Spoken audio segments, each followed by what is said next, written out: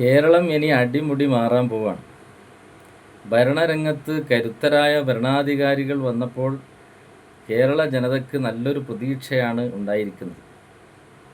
ഏതായാലും എല്ലാ രംഗത്തും ആ മാറ്റം കാണണം.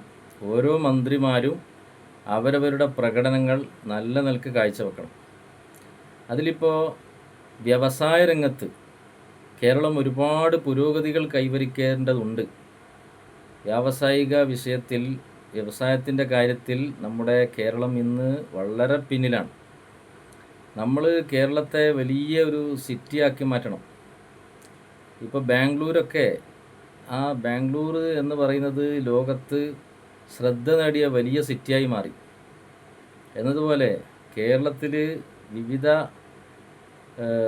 ഭാഗങ്ങളിൽ വലിയ വലിയ സിറ്റികൾ, കർണാടകയിലുള്ളതുപോലെ സിറ്റികൾ വേണം. ഇപ്പോൾ നമുക്കറിയാം, ബാംഗ്ലൂർ നമ്മൾ പോവുകയാണെങ്കിൽ അവിടുത്തെ സിറ്റിയിൽ നമ്മൾ കാണുന്ന മനോഹരങ്ങളായ കെട്ടിടങ്ങൾ, അവിടങ്ങളിലൊക്കെയുള്ള വിദേശരായ സ്വദേശരായ എത്രയോ ആളുകൾ അവിടെ താമസിക്കുന്നു, അവരവരുടെ കാര്യങ്ങൾ നിർവഹിക്കുന്നു, പഠിതാക്കൾ വരുന്നു, ജോലി ആവശ്യമുള്ളവർ വരുന്നു. അങ്ങനെ എല്ലാവരാലും നിറഞ്ഞു നിൽക്കുന്ന വലിയ സിറ്റിയാണ് ബാംഗ്ലൂർ എന്ന് പറയുന്നത്. അതുപോലെ നമ്മുടെ കേരളത്തിലും അത്തരം സിറ്റികൾ വേണം. നമുക്കറിയാം, നമ്മുടെ കേരളത്തിലുള്ളതുപോലെ വിഭവങ്ങൾ, അതുപോലെ പ്രകൃതിപരമായ അനുകൂല സാഹചര്യം മറ്റെവിടെയുമില്ല. അതുകൊണ്ട് ആ മാറ്റങ്ങൾക്കൊക്കെ ഈ ഭരണം മുൻകൈയെടുക്കുമെന്നാണ് മനസ്സിലാക്കാൻ സാധിക്കുന്നത്. ഇപ്പോൾ ആർക്കും ഇവിടെ ബിസിനസ്സുകൾ തുടങ്ങാനും അതുപോലെ തന്നെ ചെറുകിട വ്യവസായങ്ങൾ തുടങ്ങാനൊന്നും യാതൊരു തടസ്സവും ഉണ്ടാകാൻ പാടില്ല. ഇപ്പോൾ എന്തുകൊണ്ടാണ് കർണാടകയിലൊക്കെ ആളുകൾ നമ്മുടെ നാട്ടിൽ നിന്ന് വരെ പോയിട്ട് അവിടെ ബിസിനസ് തുടങ്ങുന്നത്, അവിടെ കമ്പനികൾ തുടങ്ങുന്നത്? എന്തുകൊണ്ടാണ്? അവിടെ അത് തുടങ്ങാനുള്ള കാര്യങ്ങളിലൊക്കെ ലഘൂകരണമാണ്. നമ്മുടെ ഇവിടെ ഉള്ളതുപോലെയുള്ള വേണ്ടാത്ത കടുംപിടുത്തങ്ങൾ അവിടെ ഇല്ല. അവിടെ എല്ലാത്തിലും ലഘൂകരിച്ചു കൊടുക്കുന്നു. അതുപോലെ തന്നെ അനുകൂലമായ സാഹചര്യങ്ങൾ ഉണ്ടാകുന്നു. ഇതൊക്കെയാണ് വേണ്ടത്. വ്യാവസായിക രംഗം വികസിപ്പിക്കാൻ വേണ്ടി ആവശ്യമായ അത്തരം നടപടികളാണ് നമ്മൾ കൊണ്ടുവരേണ്ടത്. ഇപ്പം നമുക്കറിയാം, കേരളത്തെ സംബന്ധിച്ചിടത്തോളം എന്തെല്ലാം വികസനത്തിന് ഇവിടെ സാധ്യതയുണ്ട്. വിദേശ രാജ്യങ്ങളിൽ നിന്ന് പോലും ഇവിടെ വന്ന് വ്യവസായങ്ങൾ തുടങ്ങാനുള്ള സാഹചര്യം ഇവിടെ ഉണ്ട്. പക്ഷേ അതിന് ചില തടസ്സങ്ങൾ കേരളത്തിൽ നിലനിൽക്കുന്നുണ്ട്. അതൊരു യാഥാർത്ഥ്യമാണ്, ആർക്കും നിഷേധിക്കാൻ പറ്റാത്തൊരു യാഥാർത്ഥ്യമാണ്. അല്ലെങ്കിൽ കേരളം ഇങ്ങനെയല്ല ആവേണ്ടത്.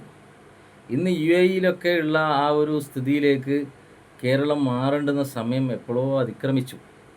അപ്പോൾ അതുകൊണ്ട് പുതിയ കാലത്ത് വ്യാവസായിക രംഗത്തും മറ്റൊക്കെ വലിയ മാറ്റങ്ങൾ ഉണ്ടാക്കാൻ നിലവിലുള്ള ചുമതലയേറ്റ മന്ത്രിമാർ വളരെയേറെ കഠിന പരിശ്രമത്തോടുകൂടി അവർ ഇതിനൊക്കെ തയ്യാറാകണം.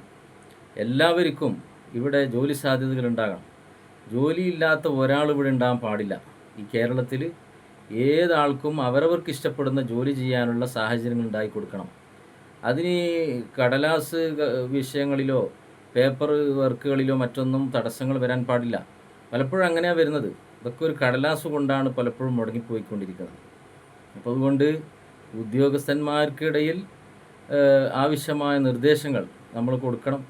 മന്ത്രിമാരുടെ ഭാഗത്തു നിന്ന് കൊടുക്കുകയും അവിടെയൊക്കെ ലഘൂകരണങ്ങൾ, ഈ ഓഫീസുകളിലൊക്കെ പോയി ക്യൂ നിൽക്കുന്ന അവസ്ഥകളൊക്കെ ഒഴിവാക്കണം. പല ഓഫീസുകളിൽ എന്താ അതിൻ്റെ ആവശ്യം എന്താണ്? ഇന്നത്തെ സംവിധാനം എന്താണ്?